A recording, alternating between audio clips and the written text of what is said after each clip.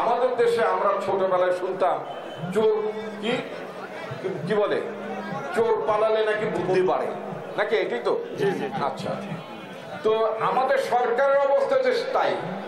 মাঝে মধ্যে দেখি অমুকের দেশ থেকে নিষেধাজ্ঞা, বেনজির অনেক আগে পগার পার, নাকি? এরপরে যদি বলে যে বেনজিরের দেশ থেকে নিষেধাজ্ঞা, অমুক সাবেক মন্ত্রীর দেশ থেকে নিষেধাজ্ঞা, এগুলো ফাজলামি না অন্য কিছু? ফাজলামি। তো এই ফাজলামোগুলো আমরা দেখতে চাই না।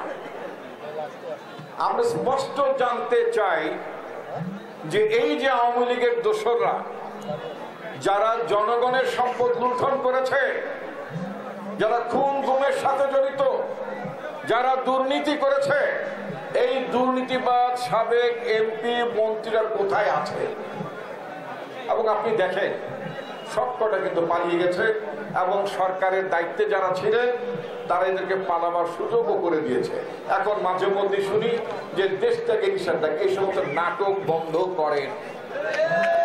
আমরা চাই তাদেরকে ধরতে হবে, তাদেরকে গ্রেপ্তার করে বিচারের আওতায় আনতে হবে, কিন্তু নাটক করা চলবে না।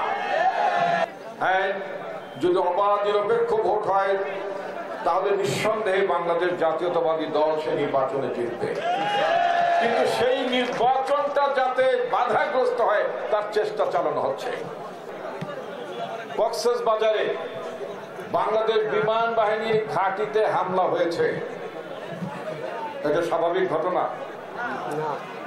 এখন তো দেশে সরকার আছে, খোদ বাংলাদেশ বিমান বাহিনীর ঘাঁটিতে হামলা হয়েছে।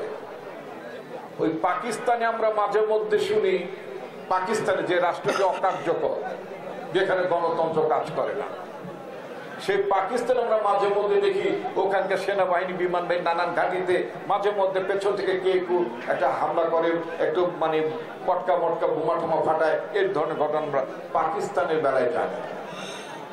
কিন্তু সেই আলামত বাংলাদেশে কেন? তার কারণটা হচ্ছে বাংলাদেশে যাতে দ্রুত নির্বাচন না হয়, নির্বাচনকে বাধাগ্রস্ত করার জন্য ষড়যন্ত্র চলছে, কিন্তু সেই ষড়যন্ত্রকে আমরা রুখে দিতে চাই। তো চিন্তা করে রাজনৈতিক নেতা যখন দেউলিয়া হয়ে যায়, জনগণ থেকে যখন বিচ্ছিন্ন হয়ে যায়, তখন তাদের জাল ভোটের প্রয়োজন পড়ে। রাজনৈতিক নেতা যখন জনগণের কাছে বিচ্ছিন্ন হয়ে যায়, তখন তাকে স্বৈরাচারী হতে হয়, তাকে জুলুমবাজ হতে হয়, তখন তাকে খুন গুমের আশ্রয় নিতে হয়। এটাই হচ্ছে ফ্যাসিবাদ। ফ্যাসিবাদ কারোর গায়ে লেখা থাকে না, ফ্যাসিবাদ হচ্ছে একটা চারিত্রিক বৈশিষ্ট্য। এই ধরনের চরিত্র যাদের থাকে, যারা জনগণকে বিশ্বাস করে না, জনগণের ক্ষমতায়নকে যারা বিশ্বাস করে না, এবং আমাদের সংবিধানের মধ্যে লেখা আছে জনগণ তার নিজের ইচ্ছায় নিজের পছন্দে তিনি তার প্রতিনিধি নির্বাচন করবেন, সেটি হচ্ছে গণতন্ত্রের কথা।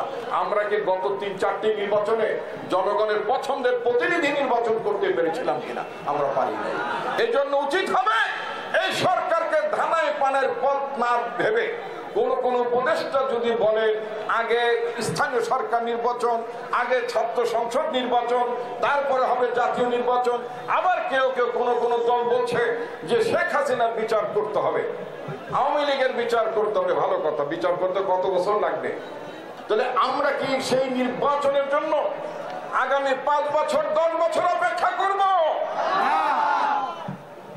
দেশে একটা দায়িত্বশীল জনগণের সরকার দরকার, একটা কর্তৃত্বশীল সরকার দেশে দরকার, যার নির্দেশ সরকারি কর্মকর্তারা মানতে বাধ্য হবে।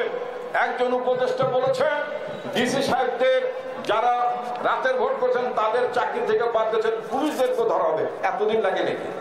আপনারা জানেন না 18 সালের নির্বাচনে কোন এসপি সাহেব, কোন ওসি সাহেব তারা রাতের ভোটে এমপি বানিয়েছেন, ব্যালট বক্স ভরেছেন, জানেন না?